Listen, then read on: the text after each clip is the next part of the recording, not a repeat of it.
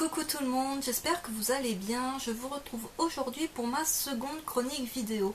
Alors pour ceux qui me suivent, vous allez vous demander mais où se trouve la première chronique? Alors tout simplement c'est ma vidéo sur King's Game Extreme que j'ai renommée chronique pour la simple et bonne raison qu'à la base je l'avais appelée critique. Et on m'a fait la réflexion que critique, ça sonnait comme quelque chose de négatif, comme si j'allais descendre complètement la série. Alors que pour ceux qui ont vu ma vidéo, comme vous avez pu le voir, je n'ai pas vraiment descendu King's Game, c'est pas le but de ce genre de vidéo. C'était vraiment vous faire une critique, mais dans le sens, voilà, vous dire mon avis un petit peu détaillé à propos de la série. Mais c'était vraiment pas dans le sens négatif. Alors je me suis dit que ça pouvait prêter à confusion, du coup, hop, j'ai enlevé critique, j'ai renommé chronique. Donc voilà, maintenant je vais vous faire des chroniques vidéo. Donc les chroniques, ça sera les 3/4 du temps sur des œuvres terminées. Voilà, c'est plus simple de parler d'une œuvre dont on a lu la fin, qu'on peut dire réellement qu'on l'a appréciée du début à la fin, ou pas. Mais ça sera aussi quelquefois sur des mangas qui ne seront pas achevés, mais qui me tiennent à cœur, que je vais quand même vous faire peut-être découvrir. Et donc voilà, ça sera sous forme de chronique. Bref, parenthèse refermée, aujourd'hui je vais donc vous parler de Prophétie de Tetsuya Tsutsui, publié chez Kiyun. Donc je ne pense pas que ça soit un manga qui soit encore à présenter, dans le sens où Kiyun en a fait mais énormément de com, et même encore à l'heure actuelle vous pouvez encore voir des pubs concernant Prophétie pour pas mal de raisons. Déjà, un spin-off va être prépublié et a commencé à être prépublié au Japon. Un film est prévu, alors un film animé, un film live, on n'en sait pas plus pour l'instant. Personnellement j'espère un film live, j'accroche pas tellement au film animé, bref peu importe.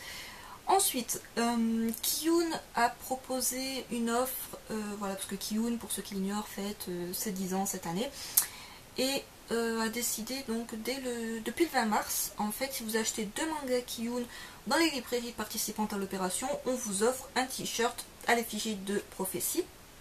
Personnellement, j'ai pas eu l'occasion d'avoir le t-shirt, je ne l'ai pas vu en vrai. Et enfin, dernier point, le shikishi du mois d'avril. Donc pour ceux qui ne savent pas ce qu'est un shikishi, je vous renvoie à ma vidéo sur les shikishi de Kiyun.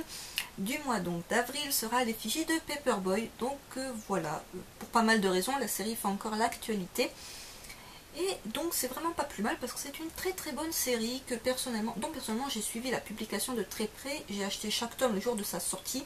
Donc pour rappel, le tome 1 est paru en juin 2012. Ça commence à dater un chouïa. Le tome 2 est sorti en janvier 2013. Et le tome 3, dernier tome de la série, est sorti en décembre 2013. Donc rythme de parution excessivement lent. Mais si je dis pas de bêtises, la série était encore en cours quand elle a commencé à être publiée en France. D'où l'espace entre chaque tome. Je reviens à Prophétie. Donc pour ceux qui veulent une chronique écrite, que pour une fois j'ai faite avant de faire cette vidéo, je vous mettrai le lien dans ma barre d'infos. Voilà, pour ceux qui veulent une critique bien détaillée concernant Prophétie, qui sera peut-être un peu plus détaillée que ce que je vais dire dans cette vidéo. Donc voilà, de ce mangaka, on lui doit Dot's Hand, Manhole et Reset. Alors vous allez dire bouh la honte, mais personnellement je n'ai lu aucune de ces œuvres. J'ai découvert avec Prophétie et je connaissais les autres œuvres de nom, je les ai déjà vues en librairie. Je n'avais jamais craqué jusque là alors que j'en avais vu de très bonnes critiques, et pourtant c'est pas des œuvres très longues vu qu'il y a 2 one-shots et une série en 3 tomes. C'est vraiment des œuvres donc franchement brèves de l'auteur, ce ne sont que des seinen. Donc ça avait tout pour me plaire, ça me faisait de l'œil depuis un petit moment, et voilà, j'ai jamais craqué. Mais vu que j'ai adoré Prophétie, je pense craquer très prochainement pour les autres œuvres de cet auteur. Donc Prophétie, je vous le présente comme un chouïa pour ceux qui n'auraient même pas lu le synopsis de cette série. Donc en fait, on va suivre un individu qui se cache sous un masque fait de papier journal et qui en fait va faire des vidéos qui vont être publiées donc sur internet, dans lesquelles il fait des prédictions. Voilà, il annonce certaines choses qu'on pourrait croire comme étant des canulars, si ce n'est que quelques heures après, paf, ça se réalise. Du coup, il va très vite attirer sur lui l'attention de la police anti-cybercriminalité. Et donc, voilà, il y a une enquête qui va être ouverte pour savoir qui il est, pourquoi il fait ça, c'est quoi son but final, comment il agit, tout ça, tout ça. Donc c'est une série, vraiment, c'est un seinen qui se classe dans le genre suspense-action, si je ne vous dis pas de bêtises. Alors niveau action, vous êtes servi parce que c'est un manga dans lequel on ne s'ennuie pas, du début à la fin, il n'y a aucun temps mort, il n'y a pas un moment où vous allez vous ennuyer. Et suspense, mais alors là complètement, parce que jusqu'au dernier tome, mais vraiment dans les dernières pages du dernier tome, on ne sait pas en quoi consiste le fameux projet, enfin vraiment son but, quoi, pourquoi il fait tout ça. Alors on peut supposer certaines choses, la police a certaines idées, les internautes aussi, le lecteur sûrement aura certaines hypothèses, mais vraiment je peux vous assurer que la fin, ben, personnellement elle m'a laissé waouh quoi, enfin quand il révèle enfin pourquoi il fait tout ça dès le départ, toutes les actions, en fait vous voyez tous les flashbacks, parce que oui le manga est composé de pas mal de flashbacks, qui vous montre en fait, que tout ce qu'il a fait par le passé, les petits métiers, les personnes à qui il a parlé, tout ça, c'était pas anodin. C'est vraiment super intelligent comme seinen, parce que voilà, tout ce que l'auteur va montrer dans les flashbacks, ça a vraiment de l'importance, c'est pas histoire de remplir des pages. Donc voilà, suspense maintenu jusque dans les dernières pages, et un dénouement que personnellement j'ai beaucoup apprécié. Alors j'ai pu voir, avant de lire l'histoire, parce que j'ai bien galéré à lire le manga, je l'ai à peine terminé pour vous dire il y a quelques jours, voilà, j'avais lu des critiques à propos du tome 3 et j'avais vu que pas mal de gens disaient ouais, limite en fait le gars il s'est cassé le cul pendant 3 ans à faire un projet pas possible pour que ça se termine comme ça. Personnellement j'ai trouvé la fin super bien gérée de la part de l'auteur, enfin je vois pas trop comment il aurait pu, à quoi les gens s'attendaient niveau fin. Enfin, pour ceux qui ont été déçus de la fin, dites-moi en commentaire qu'est-ce que vous imaginiez comme finale. Alors je sais pas, moi déjà quand j'avais lu en fait le synopsis, un petit bout du synopsis de Prophétie, je m'étais dit, le gars qui se fait, voilà, dont on ne connaît pas la réelle identité, qui fait justice lui-même, qui fait vraiment justice lui-même, parce que voilà, il agit vraiment, c'est pas que des paroles en l'air. On pouvait penser à un délire genre Death Note. Death Note que j'ai adoré, hein, je critique absolument pas Death Note.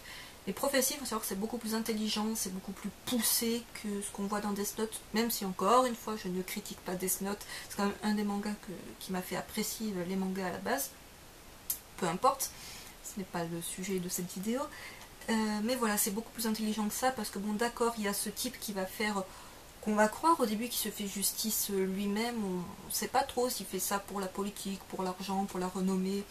On ne sait pas quel est son but. Quand on voit son but final, on sait que c'est beaucoup plus noble que ça. Alors, on peut trouver ça noble, comme on peut trouver ça presque stupide d'avoir mis autant de moyens juste pour ça.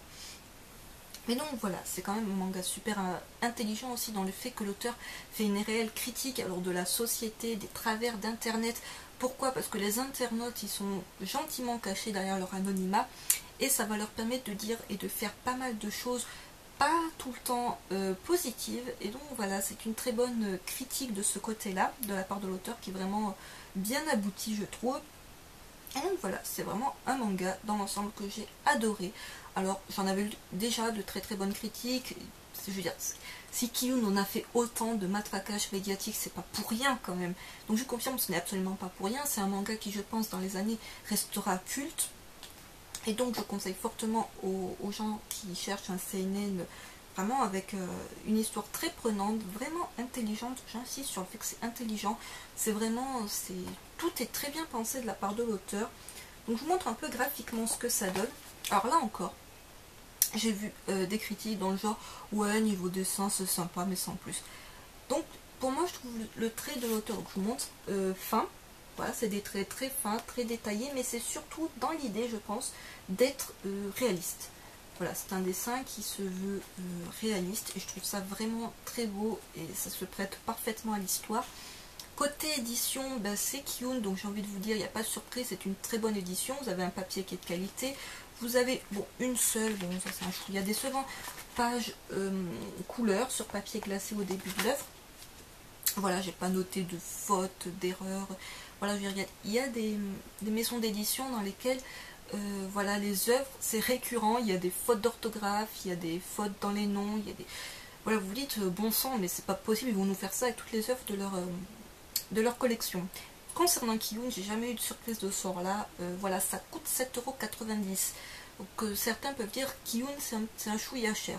Certes, mais bon, voilà, je vous mets les tomes côte à côte, c'est quand même pas des tomes super fins, hein, c'est quand même de très beaux volumes.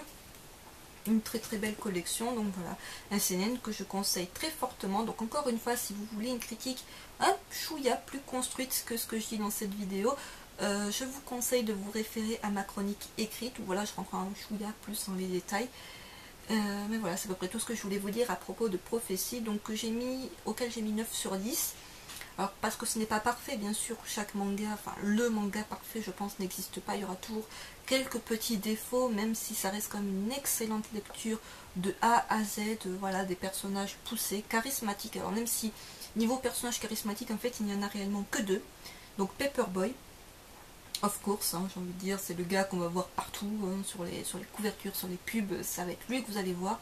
Il est très charismatique, alors peut-être un petit peu trop pour ce qu'il veut réellement faire au final, mais voilà, c'est vraiment un personnage très charismatique. Et vous avez le personnage donc de Erika Yoshino, donc la fameuse inspectrice, lieutenant, je ne sais plus, donc de la police qui enquête.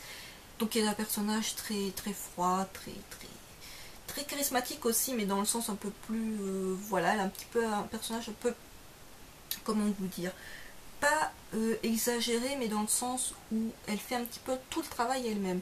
Elle a deux équipiers, c'est pas qu'ils servent à rien, mais limite, voilà, elle trouve toutes les solutions elle-même et elle va être vraiment au cœur de l'affaire jusqu'au bout. Donc voilà, je m'arrête là pour cette vidéo. Voilà, c'est à peu près tout ce que j'avais à vous dire pour Prophétie, parce que là j'ai commencé à m'embrouiller, ça ne sert foutrement à rien. Donc voilà, dites-moi dans les commentaires si vous avez lu Prophétie, si vous comptez le lire, si vous avez aimé ou pas. Donc voilà vos avis à propos de cette série. Et donc je vous retrouve très vite pour une prochaine vidéo. Sur ce, ciao!